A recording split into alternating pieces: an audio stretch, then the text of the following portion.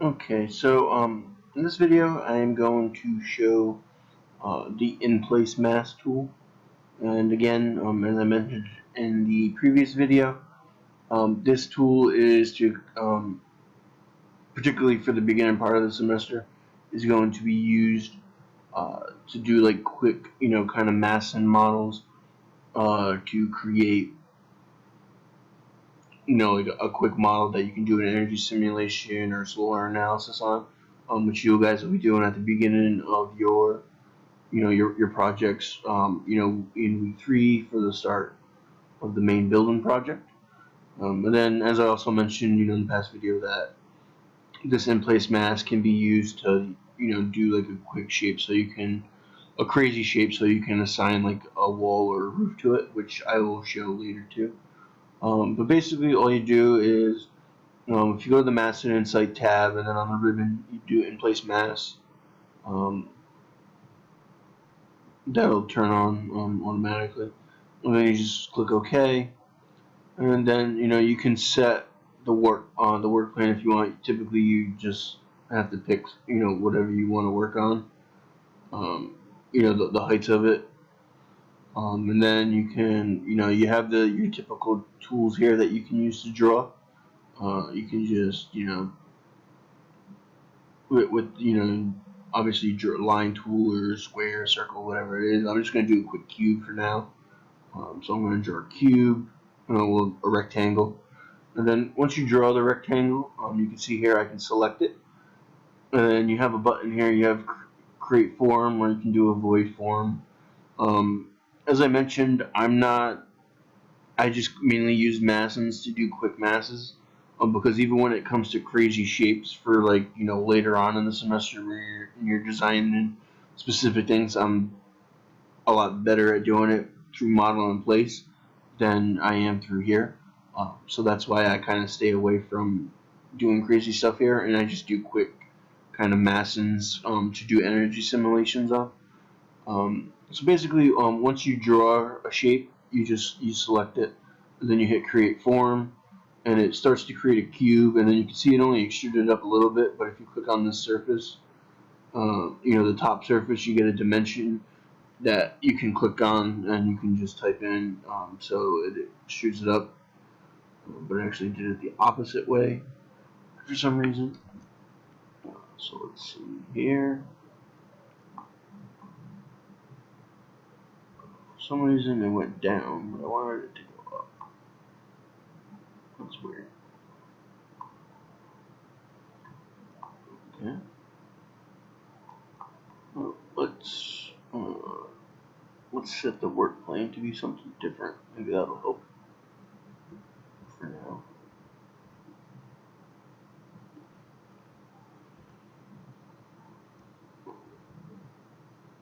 Cancel out of this and do that again.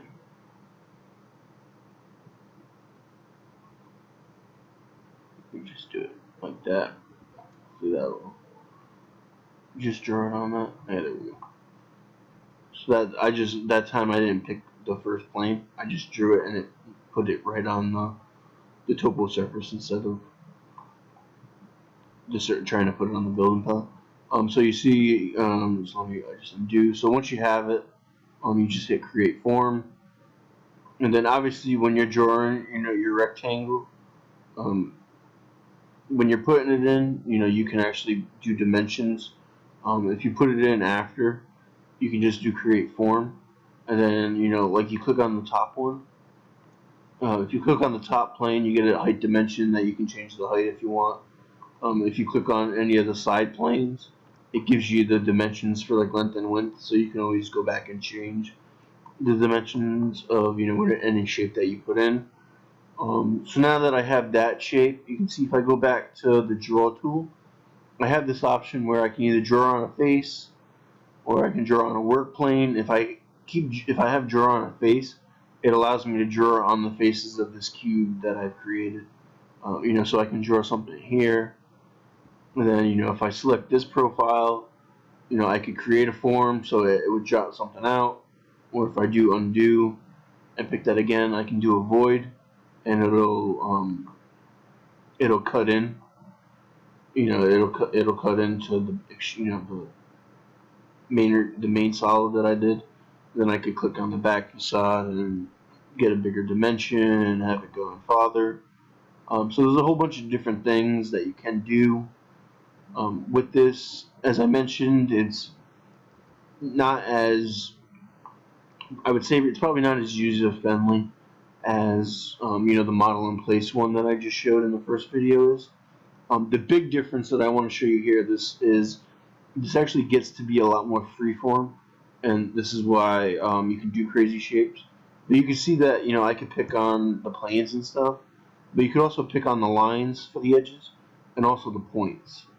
And anything that you click on, you can actually move it. So you can see here, I can move this plane. Obviously, I can only move this plane in and out. But if I pick on a line, I can start to move this line in crazy directions. So it kind of doesn't relate it to like the XYZ, which when you do model in place, whatever plane that you pick, you're stuck to doing XYZ. So you can see, now I can pick this point. I can move this around.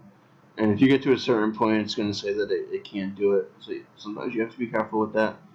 But you can see, like now, I'm starting to get some crazy shape going on. So this is kind of like what that does. And you can see that it's not really like a best way to do a crazy shape. If you were trying to use this to do like a crazy kind of wall or something like that, obviously there's no way to kind of actually do dimensions to that. I was just kind of like pulling and playing around with it. So that's kind of a way to do to use the masking in place. But like I said, I kind of just use it to do quick. If I go back to masking and do another one, I kind of just do it to like quickly, throw in some, to throw in some shapes or whatever. So I can do like an energy analysis on just different just combining different types of cubes or volumes, so I can do quick energy analysis to it. But the real idea kind of behind the masons, other than for energy simulation and like solar radiation simulation purposes, is if you did use it to do like a kind of like maybe like a crazy roof design or a crazy wall, what you can use is you can use these tools to assign a wall to it. So take this facade, take this plane right here, the back plane. Obviously, there's there's no way in Revit to get a wall to do that just using the wall tool. If you know what you're doing, you could do it by model in place. Like I could probably do that with model in place because I know really how to work well with those, since I like doing it that way the most. But if you come to Master Insight and click on wall, and then you can choose what type of wall that you want. And then so what this does is it lets you pick a facade of plane from a mass. So this mass, I can pick this plane, and you can see how it creates a wall. And then I can turn the masses off. So now if I take masses off through the edit visibility options, I'm just going to see that curved wall now. And that's, but see now this wall can't be edited at all, and it can't be, it won't trim or anything like that. You can see here when I did in the first video, in the site plan video, when I put these walls in, it cleaned them up properly. Like you can see here, it cleans them up, so they flow and, kind of create a corner. If I try to put another wall here, like if I did a wall tool to have that, it wouldn't clean up, as well as it should. And then the same goes for like a roof. If I go back to that Master Insight, this roof is, it's not, as like, something that you could do with a unique shape, but I could pick this roof tool and, put a roof on it, and then hit generate roof, and it'll generate, it starts to generate that roof. The other tool that was there was the curtain system. So I can select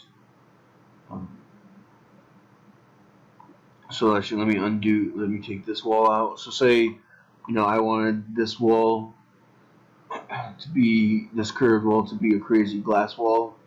I can do and then create a system. So now it creates a glass wall on that system. And then if I do edit in place and take off mass, now you can see there's a glass curtain wall in that kind of crazy curved wall shape that I had going on. So you can kind of see that's kind of like the second idea behind masses, where you can use them to create unique shapes and designs for like walls or roofs, and then assign you know like a wall type to it, or a roof type, or a glass wall to it. Um, but mainly for the beginning part of the main project that's going to start in V3. Just quick masses, or quick masses volumes, so that we can so that you can run energy analysis on them, to see how the solar radiation works, and wind analysis for the site and stuff like that. That's all that's really needed. Then if you like using masses to do unique shapes, for building elements when you get into the actual design part of the project, um, you can use it that way. But it's like I said, masses in the conceptual portion are typically are great to do quick energy analysis for them. So that's basically it in this video. The next video, what I'm actually going to show is I'm going to show something called design options, which again can be used in the concept phase, that kind of like the concept portion, to do quick masses of different types, to quickly kind of do different tests. But also it could be used, in the actual design portion too, to do different, design types.